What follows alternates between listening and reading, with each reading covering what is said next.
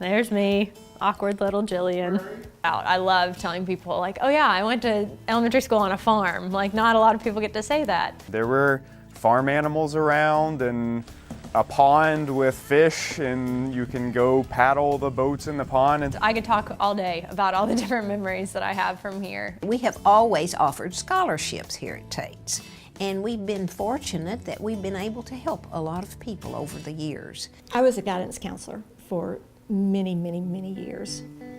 And I was a firefighter, and actually both of us worked two part-time jobs each, besides our full-time job.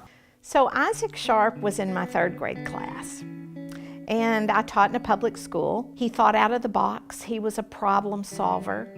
He was very creative. He was actually dumbing down his abilities because he didn't want to be bullied. before I went to Tate's, I was either bored or scared. I knew that this was a place where he wouldn't have to dim his light, that he could become whatever it was he was supposed to be, and I just felt God had placed me in that time, in that room, to possibly completely change his life.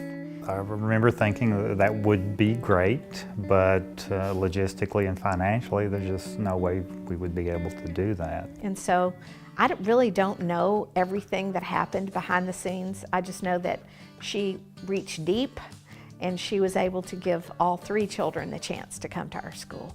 Isaac was very, very special, and that whole family was special. I remember he was a very intelligent little boy when he was in my classes. He was just brilliant, but he loved being here. Miss Myra Richardson and Miss Evelyn Stewart are still among my favorite teachers of all time, and I work in the humanities now and religion. Can remember back to learning from them in the classroom a love of literature and history that has carried me through my work to this day. Isaac will graduate with a PhD in Christian ethics. Jordan finished a master's in theology at Mercer University in Atlanta.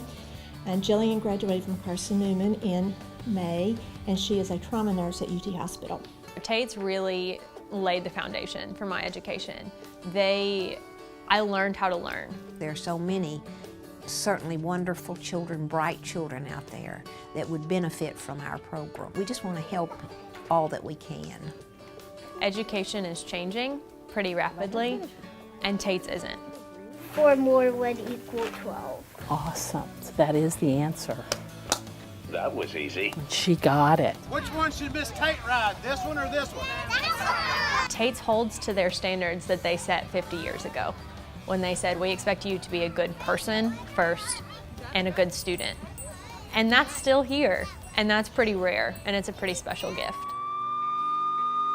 I was always so proud to tell people that my dad was a firefighter. But I also remember having that fear of is my dad gonna come home at the end of the day? They're in the background. They're doing the work, the hard work. They don't get the recognition that they deserve, and their families deserve to thrive.